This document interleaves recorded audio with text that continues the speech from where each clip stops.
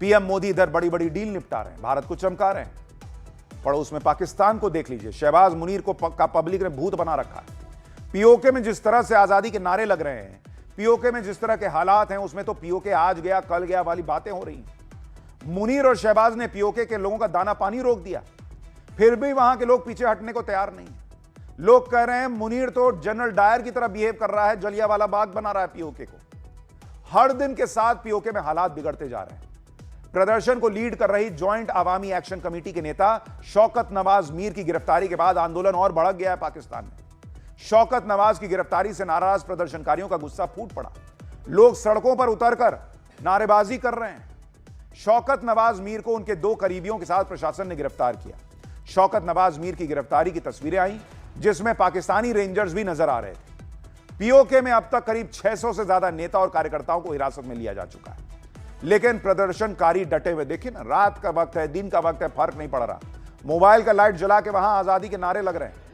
हजारों लोग हाथों में मोबाइल की फ्लैश लाइट जलाकर विरोध कर रहे हैं, इनकलाब के नारे लगा रहे हैं, आजादी के नारे लगा रहे हैं। देखिए जरा।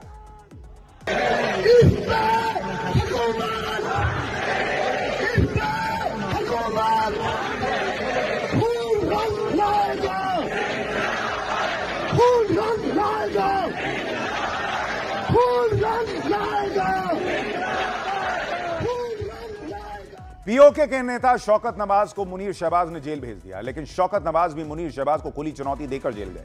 उन्होंने मुनीर शहबाज से कह दिया कि चाहे जितने लोगों को जेल में डाल दो, कोई ना कोई खड़ा हो ही जाएगा।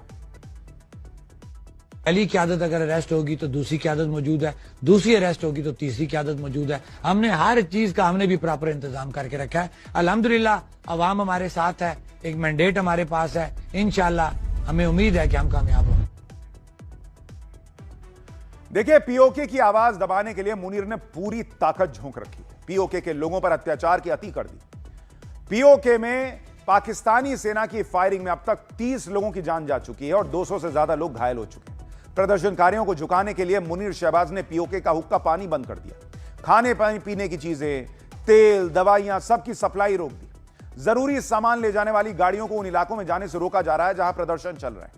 पाकिस्तान सरकार के ब्लॉकेड की वजह से रोजमर्रा की चीजों की और किल्लत हो रही है, लेकिन इतना सब कुछ करने के बाद भी मुनीर पीओके के हौसले को तोड़ नहीं पा रहा। आप देखिए कि पीओके में पुरुषों के साथ महिलाएं भी मैदान में डटी हुई हैं। प्रदर्शन और रैलियों में बड़ी संख्या में महिलाएं शामिल हो रही हैं। आंदोलन में महिलाओं का हुजूम दिख रहा है। शहबाज और मुनीर को महिलाएं ललकार रही हैं। सुनिए एक बार।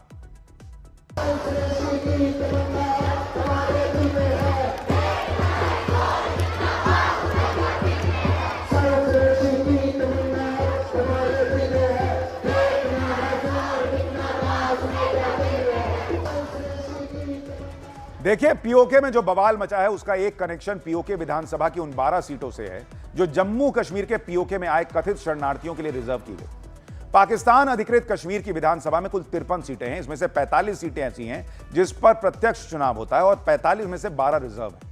ये 12 सीटें उन लोगों के लिए रिजर्व की गई हैं जो 1947, 65 और 71 के युद्ध के दौरान जम्मू कश्मीर से पाकिस्तान के अलग अलग हिस्सों में आ गए। पाकिस्तान ने चालाकी से पीओके को अपना दिखाने के लिए जो 12 सीटें आरक्षित की, उसमें से 6 सीटें जम्मू और 6 कश्मीर घाटी से आए शरणार्थियों के लिए रिजर्व की गई, ताकि ऐसा लगे कि भाई वो भी तो हमारा ही हिस्सा है, वो हमारे लोग हैं, उनको रिजर्वेशन देना होगा। तुम्हारा हिस्सा। पीओके में प्रोटेस्ट करने वाली जेएएसी, ज्वाइंट अवामी एक्शन कमेटी, इन 12 सीटों को खत्म करने की मांग कर रही है। उनका आरोप है कि इससे स्थानीय लोगों का राजनीतिक प्रतिनिधित्व कमजोर हो रहा है और बाहरी लोगों का प्रभाव बढ़ रहा है, क्योंकि जेएएसी को पता है कि जम्मू और कश्मीर भारत का अभिन्न अंग है और इसीलिए वो कह रहे हैं कि जिनको तुम अपना बता के रिजर्वेशन दे रहे हो वो अपने लोग नहीं है, वो भारत के लोग हैं। इसके अलावा जेएसी की 38 डिमांड है, जिसमें मूलभूत सुविधाओं से लेकर सस्ती बिजली, फूड पर सब्सिडी, नेताओं की फिजूल खर्ची को कम करना, पीओके को ज्यादा अधिकार जैसी मांगे शामिल हैं। तो ये सब पीओके में चल रहा है।